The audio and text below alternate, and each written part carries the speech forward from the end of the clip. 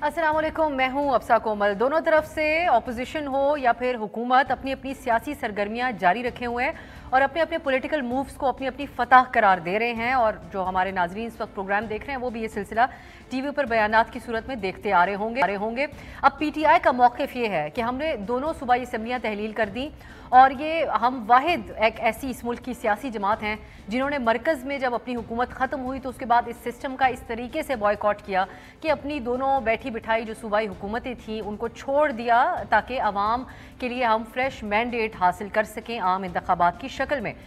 इमरान खान साहब ने आज एक बरतानवी मीडिया से भी गुफ्तगू की। आए रोज़ वो बातचीत करते हैं मीडिया से। आज उन्होंने ये कहा कि हुकूमत जो भी कर ले इसे अप्रैल में आम इंतखाबात करवाना ही पड़ेंगे। और एक और बात भी वाज़ेह की उन्होंने, जो कि एक सवाल तो रहता ही है हमेशा कि इस्टेब्लिशमेंट से कैसे ताल्लुकात हैं, तो उन्होंने कहा कि नए आर्मी चीफ से किसी किस्म का हमारा कोई रिलेशन, कोई ताल्लुक नहीं है। दूसरी तरफ हुकूमती पीडीएम की जमातें हैं वो भी अपना एतमाद दिखाती हैं कुछ इस तरीके से कि कौमी असम्बली की खाली होने वाली जो नशिस्तें हैं, कल जो 35 इस्तीफ़े कबूल किए गए उसके हवाले से कहा जा रहा है कि ज़िमनी इलेक्शन वहाँ पर नहीं लड़ेंगे, हम इसमें हिस्सा ही नहीं लेंगे। जबकि आप लोग ने सुना होगा असद उमर साहब का कल का बयान जिसमें उन्होंने कहा था कि इन तमाम नशिस्तों पर ज़िमनी इंतखाबात में इमरान खान साहब ही लड़ेंगे जिस तरीके से पहले भी उन्होंने लड़ा था।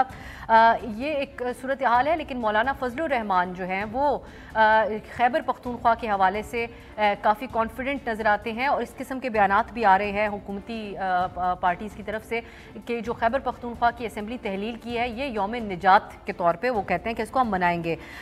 लेकिन केपी के हवाले से तो चले, मौलाना फजलुर रहमान का ये दावा है, उनकी एक्टिविटी वहाँ पे जारी है। लेकिन पंजाब में जो नून लीग के अंदरूनी इख्तलाफात हैं, उनकी पार्टी लीडरशिप का यहाँ पर ना होना है, वो काफ़ी ज़्यादा सवालिया निशान उठाते हैं उनकी वहाँ पर पोजीशन के हवाले से।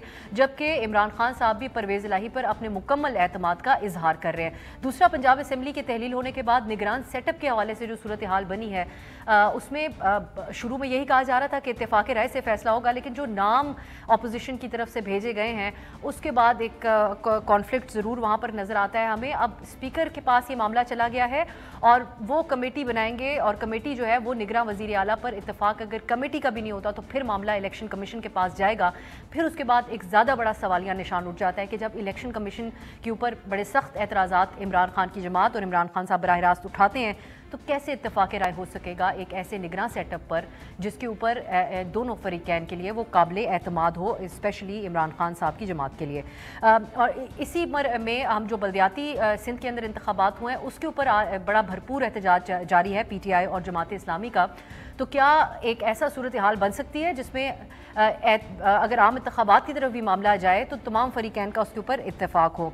इसके अलावा पीटीआई का ये भी एक दावा है कि मुस्लिम लीग नून के अरकान उनके साथ राब्ते में हैं, इसलिए हुकूमत ने एतमाद के वोट में नाकामी पर रन ऑफ इलेक्शन में शिकस्त से बचने के लिए ये 35 इस्तीफ़े जो है वो बग़ैर इंटरव्यूज़ के जो तरफ से कबूल किए गए हैं। तो इसके हवाले से भी बात होगी कि कैसी पोजीशन है इस वक्त हुकूमत की। लेकिन जब हुकूमत ये कहती है कि हम इंतखाब नहीं लड़ेंगे, इमरान खान साहब लड़ते रहें, इमरान खान साहब अपनी बात के ऊपर कायम हैं, वो लोग मशरूत करते हैं इस बात को कि या तो हमें दो पोजीशंस जो सामने कहा गया था कि अपोजिशन लीडर की और पब्लिक अकाउंट्स कमेटी की कौमी असम्बली के अंदर दी जाए, उसके ऊपर भी कायम है। तो अगर ये मामला दुरुस्त नहीं होते और मामला दोबारा ज़िमनी इंतखाबात की तरफ जाता है और वही दोबारा एक्सरसाइज रिपीट होती है जो पहले हुई, तमाम सीटों से खान साहब लड़े और रख तो वो एक ही सीट सकते हैं, तो क्या ये तमाम हम आप प्रोग्राम में डिस्कस करेंगे कि जो सियासतदान हैं इस वक्त मुल्की सियासत में जो अपने इक़दामात उठा रहे हैं, क्या ये उनका रवैया मुखलिसाना है इन मुआशी हालात को देखते हुए। इस पे बात होगी। और ये भी एक अहम बात है जो कि आज वर्ल्ड बैंक की तरफ से कहा गया है, उन्होंने पाकिस्तान के लिए 1 अरब 10 करोड़ डॉलर्स के कर्ज़ों की जो मंजूरी थी उसको मौखर किया है।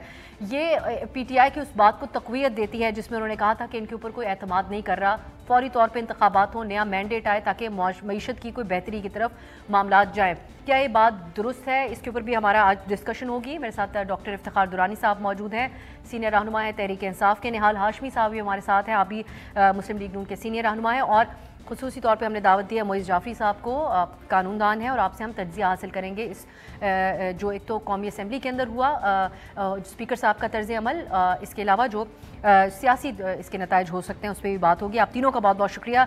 डॉक्टर दुरानी साहब, आपसे मैं आगाज़ करना चाहूँगी। अब हुकूमत ने 35 इस्तीफ़े कबूल कर लिए, आप लोग अपने मौक़िफ़ के ऊपर कायम हैं, वो अपने के ऊपर, तो आज क्या सोचा जा रहा है? बाकी के जो 70 इस्तीफ़े हैं वो आप लोग वापस लेंगे और असेंबली में वापस जाकर जो शराइत दो रखी हैं उसके ऊपर कायम रहेंगे, या फिर अब वो भी कबूल हो जाए तो आपको उससे कोई एतराज़ नहीं? बिस्मिल्लाहिर्रहमानिर्रहीम। मेरा ख्याल है कि ये जमहूरियत एक मस्त चेहरा जो है इस वक्त हमारी आवाम देख रही है, जिसमें एक हुकूमती जो इतिहाद है वो अपनी जो आईनी जो उनके पास पोजीशन है उसका खिलवाड़ इस वक्त कर रही है। ये आप इसको देख सकते हैं। हमने तो 125 इस्तीफे दिए। अच्छा, उसके ऊपर अदालती फैसला भी मौजूद है कि जी आप बुला लें। हमारे वाइस चेयरमैन ने खत भी लिखा कि जी आप जिस तरह मुनासिब समझते हैं अदालती फैसले को आप इम्प्लीमेंट करें, और ये रेफरेंस जो है स्पीकर को भेजा गया और स्पीकर ने कहा कि जी हाँ बिल्कुल अदालती फैसले के रूप में आप सबको बुला के हम इस्तीफे मंजूर कर लेंगे। वेयर एस कासिम सूरी साहब जो कि उसको के डिप्टी स्पीकर हैं वो 10 अप्रैल को ये मंजूर करके जा चुके थे। कोई बाम था ही नहीं। उन्होंने भाम क्रिएट किया क्योंकि उनको पता था कि उनकी लेजिटिमेसी और क्रेडिबिलिटी का बड़ा सीरियस इशू है इस गवर्नमेंट का। कोई मान ही नहीं रहा था कि जी गवर्नमेंट जो है चोर दरवाजे से हॉर्स ट्रेडिंग करते हुए सिंध हाउस पंजाब में सब ने देखा कि कैसे इन्होंने ये खरीदो फरोख्त करके ये एनवायरनमेंट क्रिएट किया और नो कॉन्फिडेंस मूव आई यहाँ पे। अभी इस वक्त जो सूरत हाल है वो तनाजर बड़ा क्लियर है कि आप जो है आइन का इस्तेमाल कर रहे हैं अपनी ज़ात की मफाद की खातिर। पहले आपने 11 इस्तीफे मंजूर किए, किस आइन के तहत किए, किस तरह किए, तरीकाकार क्या था, अपनी मर्जी से पिक एंड चूज किया आपने। फिर इसी तरह आपने 35 बंदे जो है फिर MNA से आइडेंटिफाई कर दिए। हमने तो इस्तीफे दिए, वो मंजूर है, आप मंजूर करें, हम इलेक्शन लड़ने के लिए तैयार हैं। अच्छा, उसके बाद लेकिन ड्राई साहब इसका जवाब वो भी देते हैं ना, आप उस पर ही रिस्पॉन्ड कर दें। वो ये कहते हैं कि वोट ऑफ नो कॉन्फिडेंस हम आईनी तौर पे लेके आए, आप बैठते असेंबली के अंदर, हमें कानून साजी से भी रोक लेते और शफाफ इलेक्शन के लिए भी कोई रास्ता निकाल लेते। आपने इन द फर्स्ट प्लेस जब असेंबली छोड़ी तो रूल्स कोई रह नहीं गए सियासत के, अब हम जो भी करते फिरें। नहीं, ये तो फिर बड़ी ज्यादती वाली बात है। अगर आप जैसे सीनियर एंकर कहते हैं रूल्स को रह नहीं गए तो फिर आइन किस चीज की रखेगा, फाड़ के फेंक दें मेरे लिए नहीं, ये उनका दलील है जो मैं आपको बता रही हूँ, ये मेरा पॉइंट ऑफ व्यू नहीं है ड्राई साहब। ये बहुत ही जिसे कहते हैं कि मैंने ये दलील का हो नहीं सकती ना। ये तो बेसिकली एक माफिया अप्रोच है जो कि इनको सिसिलियन माफिया गॉडफादर, इसलिए जस्टिस खोसा ने बोला था इनको कि इनके जहन में वो चीज है, बिकॉज जमहूरियत तो इनके करीब करीब से नहीं गुजरी है। वो जो आमरीत से इनकी ट्रेनिंग हुई हुई है वही कल्चर जो है पार्टी में मौजूद है, वही कल्चर आप सामने देख रहे हैं, आवाम के सामने है कि वो किस तरह इस्तेमाल करते हैं। मैंने कि मिलिट्री डिक्टेटर में और इनमें कोई फर्क नहीं है। वो भी आइन अपनी मर्जी से इस्तेमाल करता था, ये भी आइन अपनी मर्जी से इस्तेमाल कर रहे हैं। जब दिल करे जी जी निहाल हाशमी साहब के मैं आपकी ये बात लेके जाना चाहूंगी दुराई साहब। निहाल हाशमी साहब, पहले आप लोगों को असेंबली आने की दावत देते रहे, उसके अलावा जी बात कंप्लीट। दूसरा हिस्सा जो आपके सवाल का था, हमने एक मशरूत जो है वो रखा था कि जी क्योंकि आगे जो है केयर टेकर सेटअप आना है, उस केयर टेकर सेटअप के लिए आपको असेंबली में जो इस वक्त आपने एक जो है जिसे कहते हैं पपेट अपोजिशन लीडर रखा हुआ है उसको रिप्लेस करने के लिए, तो वो तुम्हारा अगर इस्तीफे मंजूर नहीं है तो फिर तो वो आईनी हक है हमारा। अगर इस्तीफे मंजूर है, हम इलेक्शन में जाना चाह रहे हैं। इनका सिर्फ इनको खौफ क्या है, वो है अवाम। जमहूरियत का जो ताकत है वो जमहूर में, अवाम में। अवाम से खौफजदा है, बाहर ये निकल नहीं कर सकते, टीवी में बैठ के गुफ्तगू करते हैं, किसी पब्लिक जगह पे नहीं जा सकते हैं, ना पब्लिक को फेस कर सकते हैं क्योंकि पब्लिक ने इनको ढूंढा हुआ है और आइडेंटिफाई किया हुआ है। मैं इमरान खान साहब का तमाम सीटों से लड़ने का इलेक्शन, ये इसकी भी आपसे लॉजिक जरूर जानना चाहूंगी दुराई साहब। अगले सवाल में निहाल हाशमी साहब गुफ्तगू सुन चुके हैं। इफ्तिखार दुराई साहब, आप लोगों के ऊपर ये इल्ज़ाम लगा रहे हैं कि आप लोग सिर्फ जमहूरी होने की बातें करते हैं। हम मुख्तलिफ हवालों से ये बात देख भी रहे हैं, जो बड़े बड़े दावे आप लोग मुख्तलिफ हवालों से करके इस हुकूमत के अंदर आए थे, मुआशी एतबार पर उस पर आप कोई फैसले नहीं कर सके। मैं आए रोज़ कोई ना कोई बुरी खबर सुनने को मिलती है। इसके अलावा जो फ्रीडम ऑफ एक्सप्रेशन के ऊपर पहली प्रेस कॉन्फ्रेंस की गई थी आपकी हुकूमत की तरफ से, आपने कहा हम इसको भी तहफ़्फ़ुज़ फराहम करेंगे सहाफ़ियों को, उसके ऊपर भी आप लोग बुरी तरीके से फेल हुए हैं। यहाँ पर आप लोग जमहूरी अक़दार के हवाले से भी ऐसा लगता है कि आप आइन के साथ ट्रिक्स कर रहे हैं अपने एक्सपीरियंस को इस्तेमाल करते हुए। तो आप नहीं समझते कि आप लोगों को मजीद नुकसान देगा ये जो टैक्टिक्स हैं, पॉपुलैरिटी के एतबार से भी और दीगर हवालों से भी, अखलाकी एतबार से भी?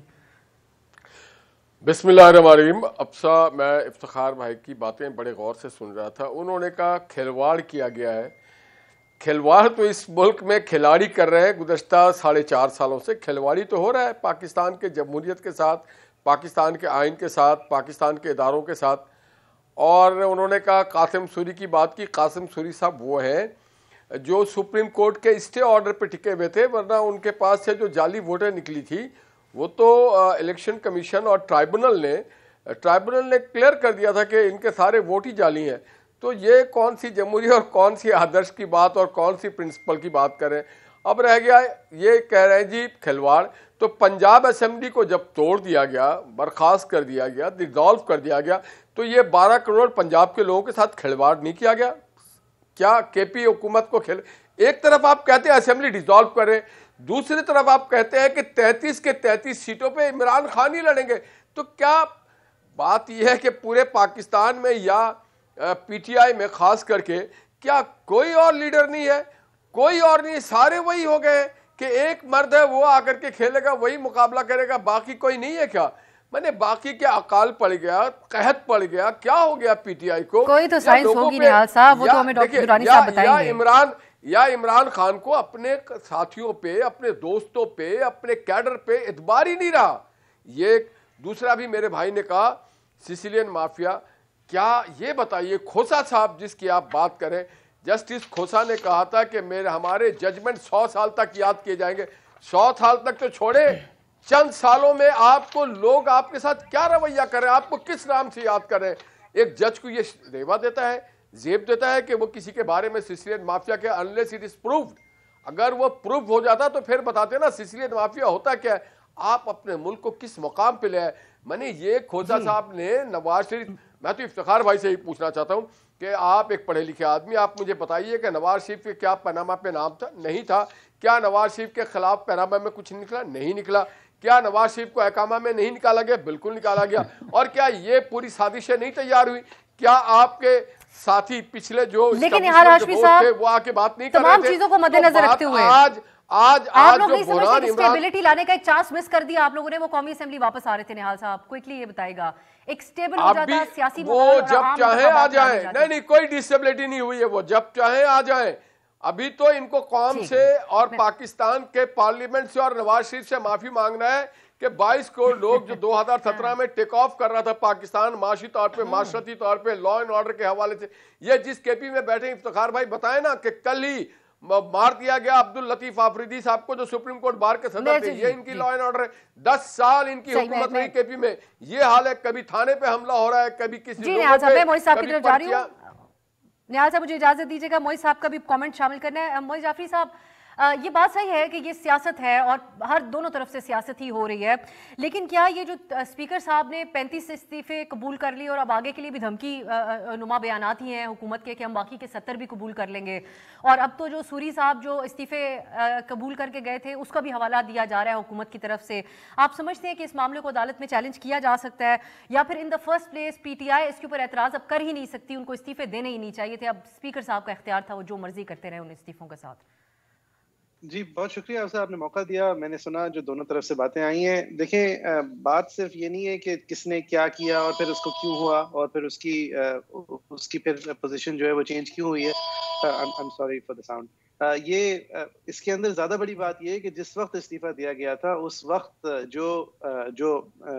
जिस वजह से दिया गया था उस वजह को गैर संजीदा कहते हुए स्पीकर साहब ने इस्तीफे कबूल नहीं किए थे और कहा था कि मैं इंडिविजुअली इंटरव्यू करूंगा।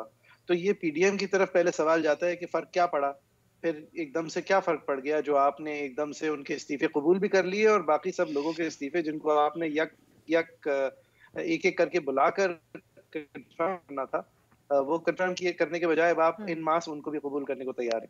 अब इस्तीफे जो दिए गए थे, अगर वो लोग कह सकते हैं कि ये मुझसे जब ऑन द रिकॉर्ड आ गए स्पीकर ये कहने के लिए कि ये इस्तीफे हमारे लिए मशकूक हैं, तो उन्होंने फिर ये यू टर्न क्यों ली, इस बेसिस पे वो जरूर इतराजात उठा सकते हैं। लेकिन यहाँ पे जो खलल है वो एथिक्स का खलल है, लॉ का इतना खलल नहीं है जितना एथिक्स का खलल है, और ये खलल जमहूरियत का खलल है। एक डेमोक्रेटिक डेफिसिट है और एक एथिकल डेफिसिट है। जिस तरह इस वक्त हुक्मरानी चल रही है, हुकूमत की जा रही है, और उसके जवाब में जो पीटीआई की तरफ से पोजीशंस आ रही हैं वो भी एथिकली गलत है। 35 सीटों के ऊपर इमरान खान साहब का खड़ा होना, एक तो उनका हक ही नहीं होना चाहिए, कानून में ये एक गुंजाइश है जो नहीं होनी चाहिए। दूसरी, अगर ये गुंजाइश रहनी है तो इसकी फिर एक माली सजा होनी चाहिए कि आपके ऊपर फाइनेंशियल इंपेरेटिव लगे। अगर आप एक इलेक्शन लड़ें और फिर वो सीट आप उस सीट के ऊपर हल्फ ना उठाएं तो उस इलेक्शन के जो अखराजात थे वो आप इस रियासत को वापस करें।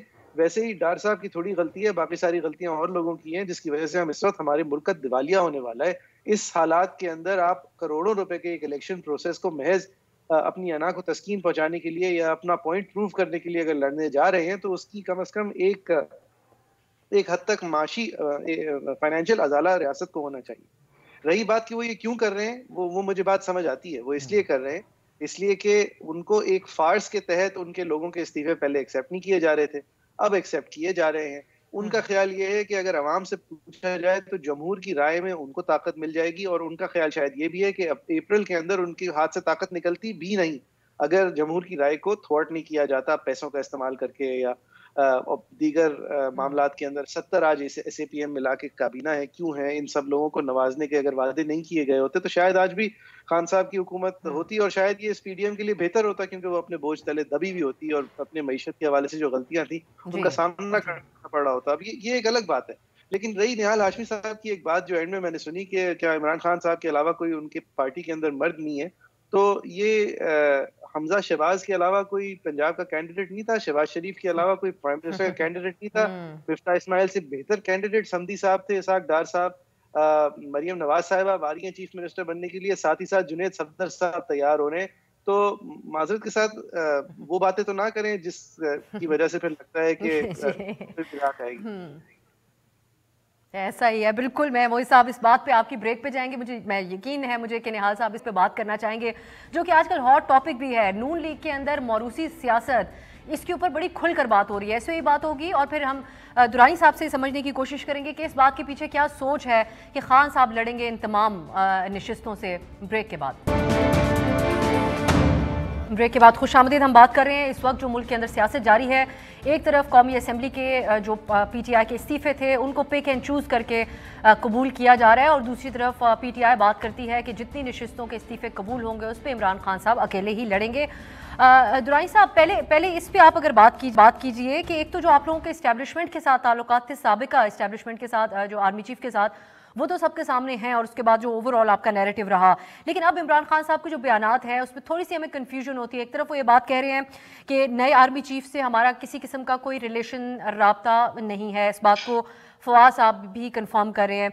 दूसरी तरफ ये भी कह देते हैं कि पंजाब में इस्टेब्लिशमेंट ने पूरा जोर लगा दिया अभी पिछले दिनों में। तो मैं आपसे जानना चाहती हूँ कि आप लोगों के इस वक्त कोई खदशात है मौजूदा इस्टेब्लिशमेंट से? देखिए जी, ये तो जो है आर्मी रोल इन पॉलिटिक्स जो है, जो हम पहले भी शायद आपके प्रोग्राम में डिस्कस किया हुआ है, वो है मिलिटराइजेशन ऑफ पॉलिटिक्स। ये तो 75 साल से एक जो है हकीकत है, सबको समझ है, सबको पता है। आप देखें तो कहीं ना कहीं पे शवाहिद ऐसे मिलते हैं जहाँ पे रोल नज़र आ रहा होता है और हम आइडेंटिफाई कर देते हैं। तो उसमें तो हम जब भी कोई ऐसा पॉइंट नज़र आता है उनको बता भी देते हैं, और पब्लिकली भी हम शेयर कर लेते हैं कि होना नहीं चाहिए। देखिए, ये जो डिस्कशन है ये बड़ी इंटरेस्टिंग है, कभी कभार होनी चाहिए टीवी पे, कि एक है आर्मी रोल इन पॉलिटिक्स, ठीक है जी, उसको डिस्कस करते हैं इमरान खान। जो उनकी ऑपरेशन प्रिपेयर्डनेस है ना जी, जो उनकी अस्करी सलाहियत है, जिसके ऊपर एक्चुअली मोरल फैक्टर डिपेंड कर रहा था, वो कभी इमरान खान ने नहीं डिस्कस किया। आप जितने भी हमारे तजजियाकार होते हैं ना, वो उस चीज को उठा के रिलेट कर देते हैं आर्मी रोल इन पॉलिटिक्स में। आर्मी का रोल पॉलिटिक्स में कम होने से आर्मी का मोरल कम नहीं होता, ये आप बड़ा क्लियर कर लें। आर्मी का रोल पॉलिटिक्स कम करने से मुल्क बेहतर होता है। दुनिया में कहीं पे भी जाएंगे तो वो उनका रोल इस तरह नहीं जितना पाकिस्तान में है। ये डिस्कशन करने से टीवी पे तो आप एजुकेट कर रहे होते हैं उसको एक और नहज पे दुरानी साहब आप लोगों के ऊपर इल्जाम है कि आप लोगों ने पहुंचाया। उनका रोल पॉलिटिक्स में एक और लेवल के ऊपर आप लोग लेके गए इस हालिया दौर के अंदर, तो इसलिए खान साहब के बदलते बयान समझ नहीं आता। अब जब ये कहा जाता है कि उनसे किसी किस्म का राब्ता नहीं, तो फिर उनके गैर सियासी होने वाली बात को तकवीयत नहीं मिलती दुरानी साहब, कि वो बिल्कुल गैर सियासी है, वो आप लोगों से कोई राब्ता नहीं कर रहे, और इसी वजह से आप कामयाब भी हो जाते हैं पंजाब में अपना मूव करने में। अगर वो कोई इन्वॉल्वमेंट कर रहे होते तो आप कैसे कामयाब होते? नहीं, लेकिन अगर हमारे साथ गैर सियासी है तो बाकियों के साथ भी गैर सियासी रहे, ये इशू है। अगर आप अगर बैप को तोड़ रहे हैं, दिलचस्प इशू है आपका। नहीं, बैप को अगर आप तोड़ रहे हैं और पीपल्स पार्टी में ज्वाइन करा रहे हैं, तो वो तो फिर आप ना हो, है ना, आउट ऑफ पॉलिटिक्स ना हो आप, तो फिर रहे। ऐसा तो नहीं है ना कि हमारे साथ जो है वो आप ये ताल्लुक रखें और बाकियों को आप कहेंगे सारे बड़े अच्छे हैं, ऐसा नहीं होता। ये बड़ा एक इशू है पाकिस्तान में कि जो अपोजिशन में है, जो आप समझते हैं वो दुरुस्त है, लेकिन दूसरे का पॉइंट ऑफ व्यू आपने मानना नहीं है। दूसरे का पॉइंट ऑफ व्यू ये है कि army role in politics reduce होना चाहिए, रहे न्यूट्रल, हर एक बंदे के साथ न्यूट्रल है। लेकिन फिर आप इंजीनियरिंग करना शुरू कर दें तो वो क्वेश्चन मार्क है, वो नहीं होना चाहिए। किसी जगह भी नहीं निहाल होना चाहिए और हाशमी उसको साहब, हाईलाइट भी निहाल हाशमी साहब, हाईलाइट ये भी करना इल्जामात आप अभी से मैं निहाल हाशमी साहब, अब ये आप लोगों के ऊपर डायरेक्टली इल्जाम है, आप लोगों की एक पूरी जो तहरीक आप लोग चला के आए, इस वक्त आए रोज पीटीआई की तरफ से ये इल्जाम है कि अब आपके हक में इंजीनियरिंग हो रही है, और इस वक्त जो सिंध के इंतखाबात हुए हैं उसके ऊपर भी यही इल्जाम है जिसका आज जिसके ऊपर एहतजाज भी किया जा रहा है। तो अब इस इल्जाम का आप लोग कैसे सामना करेंगे? जो हालात वाक़यात हैं वो भी कुछ हर बात पे नहीं लेकिन कुछ चीज़ों में इनके जो क्लेम्स हैं उनका साथ तो देते हैं। देखिए, मैं आपको एक बात बताऊं कि आपने जो बात की मैं उसको पहले क्लियर कर दूं। आपने पूछना चाहा था मुझे मरियम नवाज और मोरूसी सियासत के हवाले से। मोरूसी सियासत पूरी दुनिया में है। देखिए, मेरे घर में भी मेरे कई बच्चे हैं, सारे पॉलिटिक्स में नहीं है, जो इंक्लाइंट होता है वही आता है। और मरियम नवाज ने जो कुर्बानियां दी हैं, माँ को खोया है, जेल काटती रही है, तकलीफ बर्दाश्त करती रही है, एक जगह से दूसरे। ये सियासत करना इतना आसान काम नहीं होता जितना लोग समझते हैं। बहुत तकलीफ और बड़े मसाइब से और बड़े मराहल से गुजरने के बाद फिर आदमी किसी मुकाम में पहुंचता है। मेरे कहने का मकसद ये था कि 35 सीट पे एक ही आदमी, मरियम तो एक सीट पे लड़ेंगी, मगर खान साहब 35 सीट पे एक ही आदमी लड़ रहे, कोई और वफादार साथी नहीं है। ये मेरा मकसद था कहने का। अच्छा, अब आपने जो सियासत पे बात की है कि जनाब जो सिंध में भी आप देख रही, इसके मौजिद जो है ये आरटीएस है। 2018 के इलेक्शन है, जब इमरान खान साहब को जितवाने के लिए इस्टेब्लिशमेंट, उस वक्त के उनके दोस्त जनाब जो भी थे, उनके बाजवा साहब थे या फैज हमीद साहब थे या जो भी उनके इस्टेब्लिशमेंट के दोस्त थे, ये अब सब लोग आकर के टेलीविजन पे इकरार कर चुके हैं कि क्या हुआ, क्यों हुआ, कैसे। सबने आके इकरार किया आरटीएस कैसे बैठा।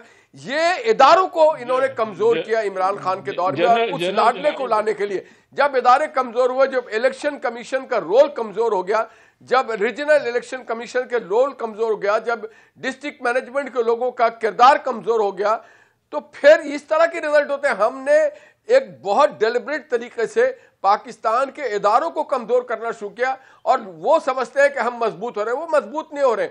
जब वो मजबूत होंगे, जब वो अपनी फराइज को एहसन तरीके से अदा करेंगे, ईमानदारी से अदा करेंगे, किसी के लिए डंडी नहीं मारेंगे, इलेक्शन कमीशन अपना एक काम ठीक करे, डिस्ट्रिक्ट मैनेजर अपना काम ठीक करे, लॉ इन्फोर्सिंग एजेंसीज अपना काम ठीक करे, तो फिर आप देखिएगा चीजें बेहतर होगी। निहाल साहब, यहाँ पर इस्तीफे कबूल होते हैं, सेकंड्स के अंदर इलेक्शन कमीशन उनको डी नोटिफाई कर देता है, फिर पीटीआई जब सवाल उठाए कि वो वन साइडेड है, ये तो बहुत अच्छा काम करते हैं। देखिए, वो इल्जाम में दम ना, हम देखिए किसी का भी होता है अगर इस्तीफा कबूल और कोई भी डी नोटिफाई, वो तो इलेक्शन कमीशन का काम है। 30 घंटे गुजर जाते हैं, नताइज नहीं आते, फिर ये लोग इल्जाम लगाते हैं। तो फिर आप इन हालातों वाकयात को तो देखें। देखिए, इन हालात वाकयात के जिम्मेदार वो लोग हैं जिन्होंने नवाज शरीफ को निकालने के लिए साजिश की और इमरान खान को लाने के लिए साजिश की, ताकि इदारों में अपने लोग बैठाल दें, इदारों को करप्ट कर दें, इदारों को मफलूज कर दें। ये काम किया था इमरान खान साहब ने और उनके उन लोगों ने जिन्होंने इनको प्रमोट किया था और इनको लेके आए थे इमरान खान मिशन के ऊपर। तो ये जो एक हाइब्रिड रिजीम लेके आए थे, ये हाइब्रिड रिजीम के लोगों का जिम्मा था कि वो इदारों को कमजोर ना करें, मजबूत करें। यहाँ साहब एक ब्रेक की तरफ जा रही हूँ मैं। दुरानी साहब, इस पे आप दुरानी साहब अगर आप मुझे इजाजत, चलिए आपको एक, वैसे मुझे ब्रेक का कहा जा रहा है दुरानी साहब, लेकिन अगर आप ब्रेक के बाद तफसीली तौर पे बात कर लें और फिर मैं मोइज साहब से भी पूछूंगी। राना सनाउल्लाह साहब, बहुत ज़्यादा इमरान खान साहब टेक्निकल ग्राउंड्स के ऊपर या तो डिस्क्वालीफाई होने या उनकी गिरफ्तारी की ख्वाहिश और इस बात का इजहार कर रहे हैं मुख्तलिफ हवालों से। तो क्या अगर ऐसा होता है तो फिर अगर मुस्तकबिल के लिए क्या दुरुस्त होगा अगर एक लीडर को आउट किया जाता है सिस्टम से, या ऐसा उनको मुमकिन होता हुआ नजर आ रहा है? इस पर मोइज साहब से बात होगी एक ब्रेक के बाद। ब्रेक के बाद खुश आमदीद। हम बात कर रहे हैं मौजूदा सियासी हालात के हवाले से और इनके आगे जाके क्या नताइज हो सकते हैं। मोइज साहब, अब आप ये कहिएगा कि अब खान साहब के हवाले से जो गवर्नमेंट बार बार ये इशारे भी दे रही है और बात कर रही है कि इनकी डिस्क्वालिफिकेशन हो सकती है, गिरफ्तारी हो सकती है, केसेस हैं फॉरेन फंडिंग और तोशा खाना के हवाले से भी अगर हम देखें तो स्ट्रॉन्ग हैं केसेस और मामलात। लेकिन क्या आप नहीं समझते कि अगर इस तरफ मामलात जाते हैं तो एक कानून की एक तरफ कानून के हवाले से अगर देखा जाए, लेकिन वही एक सिलसिला रिपीट होगा जो पहले भी हो चुका है। यहाँ पर हुकूमत जो इस वक्त पीडीएम की हुकूमत मौजूद है, तो वो वजह बताते थे कि मीडिया के साथ बड़ा जुल्म हुआ, तो वो कुछ अब अगली दफ़ा ये कह नहीं सकेंगे कि वो बड़े मुखलिस हैं मीडिया के साथ, आज़ादी सहाफ़त के साथ। और अब वो फिर ये अगर हो जाता है तो उसके बाद वो ये भी नहीं कह सकेंगे कि सियासी इंतकाम हमारे साथ होता रहा और हम नहीं ऐसा करेंगे जो वो दावा करते थे। वो भी एक सिलसिला शुरू हो जाएगा। आप समझते हैं कि ये अफोर्ड कर सकेगा सिस्टम, या ओवरऑल जो हालात हैं वो? देखें ये जो बातें करते थे वो तो अब नहीं करेंगे, तो इनकी ये जिस हद तक डेस्परेट है पीडीएम, उनकी बातों के अंदर तो कोई आप वजन नहीं रख सकते। रही बात कि खान साहब के साथ क्या हो सकता है, हमने देखा कि वो पैनामा जजमेंट्स के बाद जब रूल ऑफ लॉ अगर यक ज़बान रहना था, अगर बराबर रहना था, तो पैनामा जजमेंट्स का हवाला लेते हुए इमरान खान साहब की एमनेस्टी इस वसूल करने के बाद और सारे जो बंद हो गए थे बैंक्स उनसे खतूत आने के बाद अगर साकिब निसार साहब इंसाफ करते तो इमरान खान साहब भी डिस्क्वालीफाई हो जाते। लेकिन खान साहब को डिस्क्वालीफाई करने के बजाय जहांगीर तरीन साहब को जरूर डिस्क्वालीफाई कर दिया, खान साहब को स्पेयर कर दिया। इससे हुआ ये कि रूल ऑफ लॉ का जो तासुर था वो मजीद कम हुआ एक ऐसे मुल्क में जहाँ पे वैसे भी लोग ज्यादा कान नहीं धरते इस बात से, अगर आप कहें कि यहाँ कानून सुप्रीम है। उसके बाद जो साकिब निसार ने खिलवाड़ किया कानून के साथ, वो हम सब के सामने है। जिस तरह नवाज शरीफ के खिलाफ और उनकी पार्टी के खिलाफ फिर कानून और कवानीन इस्तेमाल हुए और प्रोसेस ऑफ लॉ चला और 6-6 दिन हफ्ते के अंदर ट्रायल चला। ऐसा ट्रायल चला कि उसकी अपील को 2 दफा ज्यादा वक्त लगा सुने जाने में जिसके आधे में ट्रायल चल गया। तो ये सब कुछ के बाद रूल ऑफ लॉ जो है वो कमजोर हुआ, और इस हद तक कमजोर हुआ कि जजेस का मजाक बना। फिर गुलजार अहमद साहब आए, उन्होंने नस्ला टावर गिरा दिया। तो उनकी वो नस्ला टावर गिराते गिराते हमारी अदालतों पे इतनी कीचड़, उसकी इतना मलबा, इतनी रेत उस मलबे में से निकल के हमारी अदालतों के ऊपर चढ़ी कि आज उतनी गुंजाइश ही नहीं है हमारी अदालतों में कि वो ऐसे फैसले जो हैं उनके बारे में सोच सके। क्योंकि अगर गिराने थे तो सारे गिराते जो रेगुलर थे, और अगर माफ करना था तो यहाँ पे भी माफी थी। अगर कॉन्स्टिट्यूशन 1 की माफी थी जहाँ पे खान साहब का भी घर है और मेरे ख्याल से बाजवा साहब का भी घर है, आई एम नॉट श्योर और भी बहुत सारे लोगों के घर है, लेकिन जहाँ पे असर रसूख रखने वाले लोगों के घर है, उनको साकिब निसार साहब ने अपने आखिरी दिन इस बात को रद्द करते हुए कि जो सीडीए की कमेटी थी वो बैठ रही थी उस दिन, और सीडीए का वकील जिसके हक में साकिब निसार साहब ने फैसला दिया, सीडीए का वकील ये कहता रह गया कि सर इसको कल पे रख दें, आज ये कमेटी बैठने वाली है फैसला करने के लिए कि इस बिल्डिंग का क्या होना है। लेकिन साकिब निसार साहब बाय शॉर्ट ऑर्डर ये अनाउंस करके गए कि नहीं, ये बिल्डिंग सही है, ये जो पन्नी होटल के लिए थी लेकिन अब इसके अंदर अपार्टमेंट काट के भेज दिए गए हैं। और वो ये कह के चले गए, आज तक उसका डिटेल्ड ऑर्डर आया नहीं है और मुझे नहीं समझ आएगा कैसे, क्योंकि वो रिटायर हो गए और ख्याल उन्हीं का था। बहरहाल ये पूरी लंबी तमहीद बांधने की वजह यह है कि आप जब ऐसी हरकतें करते हैं तो कानून का जो सिस्टम है ना वो उसके अंदर मोच आती है, वो उसके अंदर इतनी लचक होनी चाहिए कि वो आपकी हरकतें बर्दाश्त करे। और नवाज शरीफ साहब खुद इतने कमजोर थे या उनकी सिचुएशन ऐसी थी कि ये समझा गया कि इतनी लचक है हमारे कानूनी सिस्टम में। मेरे ख्याल से जिन लोगों ने ये एक्सपेरिमेंट की थी वो लोग आज जो भी कहें अपने बारे में, एक तो उनकी पिछली एक्सपेरिमेंट जो है वो कोई 20 साल पुरानी नहीं है, 4 साल ही हुए हैं, तो एक तो वो इस बात से वेरी है। दूसरा मेरे ख्याल से उन्होंने बादियों नजर ये भापने की कोशिश की है शहबाज गिल के साथ और आजम स्वाति के साथ और कुछ हरकतों के साथ, और मेरे ख्याल से उनको बादियों नजर ये समझ आ गया है कि ये इतनी इस वक्त सिस्टम में लचक नहीं है कि हम ये हरकतें करें। क्योंकि अगर आप रूल ऑफ लॉ से चलेंगे तो जाहिर है खान साहब को अगर तोशा खाना पे डिस्क्वालीफाई करना है तो पार्टी इरेगुलरिटीज पे आप फिर कोई भी पार्टी नहीं बचेगी इस मुल्क में, क्योंकि सारी पार्टीज जो है वो फीफडम्स की तरह चलती हैं। 10,000 इरेगुलरिटीज हैं, फंडिंग की इरेगुलरिटीज हैं, लोग अपने पार्टीज को लोन्स देते हैं, लोन्स रिपे करते हैं, जिस तरह अपने घर की घर का सौदा खरीदने की सिचुएशन की तरह अपनी पॉलिटिकल पार्टीज को चलाते हैं। वोटिंग नहीं होती, इलेक्शंस नहीं होते, पीएमएलएन को कितने नोटिस जा चुके हैं। लेकिन अगर तोशा खाना के बेसिस पे या पॉलिटिकल पार्टी की फंडिंग के बेसिस पे इमरान खान का सर ही नजर आएगा कलम करने के लिए, तो या तो आप बाकी सारे सर कलम करें और फैज हमीद साहब जो है हमारे प्राइम मिनिस्टर बन जाए। लेकिन अगर ऐसा नहीं होगा, मैं दुरानी साहब से ब्रेक के बाद तफसीली जवाब लूंगी। मोइज साहब एक चीज और से आपसे जो पूरा ओवरऑल आपने तज्जिया दिया है ताकि उस पर फिर वो तफसीली तौर पे बात करेंगे उनसे हम, कि अदालतें आप कहते हैं कि अफोर्ड मुख्तलिफ पैराओं में नहीं कर सकती, या स्पेसिफिकली इमरान खान साहब की हुकूमत जाने के बाद जिस तरीके से उन्होंने तमाम इदारों के हवाले से अपना रवैया रखा, अनलाइक जो नवाज शरीफ साहब का एक रवैया रहता था, जेलों में भी गए सब कुछ, लेकिन मुल्क से बाहर चले जाते थे, खान साहब का एक मुख्तलिफ रहा रद्द-ए-अमल ओवरऑल, वो वजह है आप समझते हैं? मैं ये क्लियर कर दूं, मैं उन लोगों की बात कर रहा था जो आजकल वादे करते हैं कि हम कुछ नहीं करेंगे। ये उन लोगों की मेरे ख्याल से राय सामने आ चुकी है कि ये खान साहब को मंजर से हटा नहीं सकते बगैर एक बहुत बड़ा धचका सिस्टम को पहुंचाते हुए, कि जिसके बाद सिस्टम शायद इस तरह इस हाल में बचे नहीं। तो उनका ये मेरे ख्याल से अभी मेरा तज्जिया है, मेरे ख्याल से, वरना क्योंकि इसलिए तज्जिया इसलिए कि अभी तक वो खान साहब को हटा चुके होते डिस्क्वालिफिकेशन करके या कोई टेक्निकल नॉकआउट करके, लेकिन मेरे ख्याल से सिस्टम में इतनी गुंजाइश और बर्दाश्त नहीं। चाहिए जी, एक ब्रेक की तरफ जाते हैं, वापस आएंगे तो दुरानी साहब से इसके ऊपर उनका कमेंट हासिल शॉर्ट ब्रेक के बाद। ब्रेक के बाद खुशामदीद दुरानी साहब, प्रोग्राम के आखिरी हिस्सा है, अब आप ये समझाइएगा क्योंकि पहले भी एक दफ़ा हो चुका है इसके पीछे क्या सोच है कि इमरान खान साहब 35 नशिस्तों से खुद बजाते खुद इलेक्शन लड़ेंगे? अब निहाल हाशमी साहब बार बार ये सवाल उठा रहे हैं कि क्या वो किसी के ऊपर एतबार नहीं करते। मैं ये जानना चाहती हूँ कि वो जाहिर क्या करना चाहते हैं 35 नशिस्तों से, क्योंकि एक सीट रख सकेंगे, बाद में आप दोबारा फिर इंतखाब होगा। मैं जी पहले तो जवाब देना चाह रहा हूँ जो दो हमारे साथियों ने पिछले सेगमेंट में बात की। पॉलिटिकल इंजीनियरिंग में तारीख थोड़ा दुरुस्त करना चाह रहा हूँ दोनों साथियों की। पॉलिटिकल इंजीनियरिंग आज से 43 साल पहले 1979 में शुरू हुई, जब जनरल जिलानी ने एक नाकाम सनतकार को सियासी लीडर बनाने की कोशिश की। जनरल जिया ने उनको गोद ले लिया, उधर से उन्होंने IGI बना के दी। ये पॉलिटिकल इंजीनियरिंग में बता रहा हूँ। इसके साथ पैरेलल MQM बना दी गई, ये पॉलिटिकल इंजीनियरिंग है। अच्छा, इन्होंने पैसे लिए उसामा बिन लादेन से हुकूमतें गिराने के लिए, बेनजीर के रिकॉर्ड की पर मौजूद है। इन्होंने IGI से पैसे, उसने ISI से पैसे लिए। जनरल दुरानी का केस मशहूर है, बिल्कुल अलाउड है जी, क्योंकि इन्होंने पॉलिटिकल इंजीनियरिंग के थ्रू आए हुए हैं। 1993 में पहली दफा रहमान मलिक जो मरहूम है, उन्होंने इनके ऊपर M2 की करप्शन चार्ज, जिसके ऊपर इन्होंने मेफेयर खरीदा है, उन्होंने FIR की थी। इमरान खान ने नहीं की थी।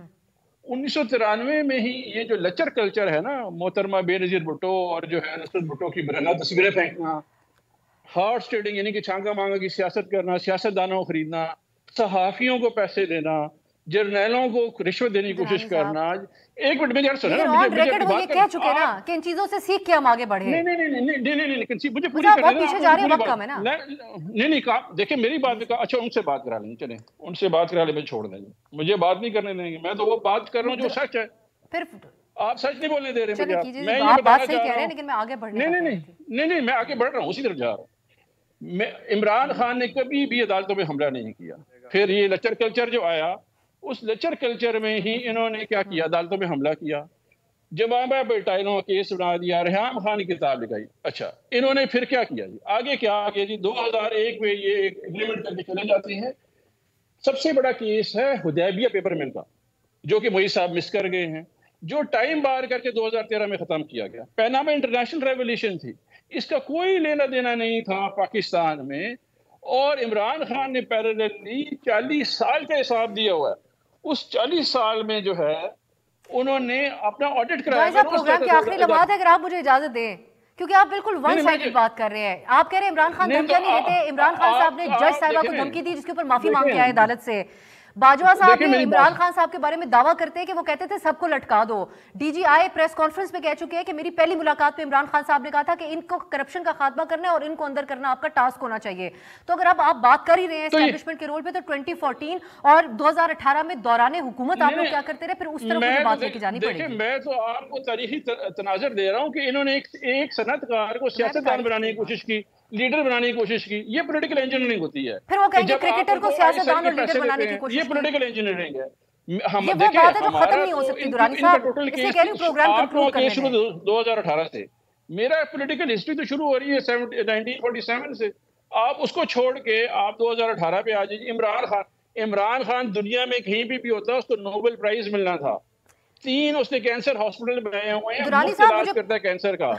एक सेकंड सुनिएगा, आप कहते हैं बेनजीर साहबा के साथ उन्होंने बाद में बेनजीर साहबा के साथ हाथ भी मिलाया। बेनजीर साहबा ने उनके साथ, मोहतरमा ने उनके साथ हाथ मिलाया मिसाक जमहूरियत की। इसलिए मैं कह रही हूँ आगे बढ़ने की बात करते हैं। आप अगर इसको टॉपिक को छोड़ के 35 नशिस्तों के पीछे क्या साइंस है इमरान खान के लड़ने की, इस पर बात कर लें। मैं तो वो बताऊंगा जो मेरा बयानी है ना। 3 लोग भी बयानियां बना रहे हैं, क्योंकि मैं बहस आगे लेके बढ़ नहीं सकती हूँ।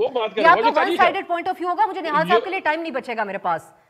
नहीं, निहाल हाशमी साहब और आप 3 लोग बात कर रहे थे एक ही पॉइंट ऑफ व्यू पे, मैं अकेला बात कर रहा हूँ। मेरा जेन्युइनली हक बनता है मुझे आप ज्यादा टाइम दे। आप ऐसा नहीं कर सकते ना जी कि आप 3 एक बात कर रहे हैं। आप ये तो फिर आप कहते हैं हर प्रोग्राम में आप तो वो रहता है। सर आप 35 नशिस्तों के ऊपर अगर बता दें। मुझे कोई इतराज नहीं, आप पीटीआई का रिप्रेजेंटेटिव ना बुलाया करें प्रोग्राम में, लेकिन अगर वो आता है दुरानी साहब तो उसका जेन्युइन हक बनता है कि जब 3 लोग बात कर रहे हैं, इसका मतलब ये हो गया कि 8 मिनट के हिसाब से आपको 24 मिनट मिल चुके हैं और मुझे 8 मिनट मिले हुए हैं, तो मेरा पॉइंट ऑफ व्यू तो वीक हो गया ऑटोमेटिकली।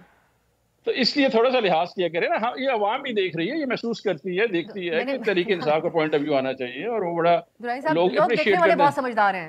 देखने वाले बहुत समझदार हैं। दुरानी साहब, आपके साथ हर प्रोग्राम में ये शिकवा जरूर आपका होता है, देखने वाले समझदार लोग हैं। अगर आप मुझे क्विकली बता दें कि 35 नशिस्तों से खुद खान साहब क्यों खड़े हो रहे हैं सर? मैं ये कह रहा हूँ कि अगर इमरान खान कहीं पे भी होता, कि जिस जगह भी होता, हमारा एतमाद है इमरान खान के ऊपर इस वक्त सबसे हरदिल अजीज है। 56% रेटिंग है। ये जो लोग खड़े हैं इनकी 0%, बिलावल 0%, आसिफ जरदारी 0%, शहबाज शरीफ 0%। IRS सर्वे आप देखें, इमरान खान पॉपुलर लीडर है, आवाम उसको देखना चाह रही है, पब्लिक उनके प्रेशर है उनके ऊपर। पार्टी में कोई और पॉपुलर लीडर नहीं है हल्कों से पिछली दफा ये इलेक्शन लड़ने पब्लिक की वाला। डिमांड होती है, लाखों लोग सुनने आते हैं, पार्टी से आपके कोई प्रोग्राम की रेटिंग ऊपर चली जाती है। जब वो इंटरव्यू देता है, जहाँ पे जाता है रेटिंग दुरानी ऊपर साहब चली जाती है। इनको कुछ बात जी जी दुरानी साहब, लेकिन सोशल मीडिया सर, लेकिन सिर्फ ये बताइए सोशल मीडिया सर, मैं लाहे अमल जानना चाहती हूँ, इसके पीछे लाहे अमल क्या है? सुनना चाहता साबित ना इनको। सर पब्लिक प्रेशर है हम भी ऊपर जी, पब्लिक कह रही है इमरान खान को हमारे हल्के में खड़ा करो। अभी हम क्या कर सकते हैं? इमरान खान भी खड़ा सर, कर 35 पब्लिक प्रेशर है कि खान साहब खड़े हो, बाकी वो किसी रुकन के ऊपर एतबार नहीं करते। नहीं, सब पे एतबार करते हैं। वो कह रहे हैं इस वक्त इमरान खान खड़ा करो, क्योंकि उन्होंने बताना है कि लीडर एक्चुअल पाकिस्तान में एक है, उसका नाम इमरान खान है, जो एक्चुअल खड़ा हुआ है। चलिए, आई होप निहाल साहब आपको इस बात का जवाब मिल गया होगा जो आपने सवाल रेज किया था कि खान साहब क्यों खड़े होते हैं।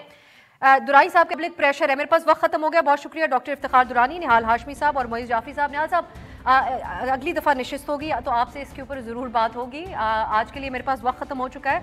नाज़रीन, आज के लिए इजाज़त दीजिए। हम देखते हैं कि क्या अब जो आज का बयानिया है दोनों साइड्स का, दोनों अतराफ़ का, वो उसके ऊपर कल तक कायम रहते हैं या मामला डेवलप होते हैं आगे। खुदा हाफ़िज़।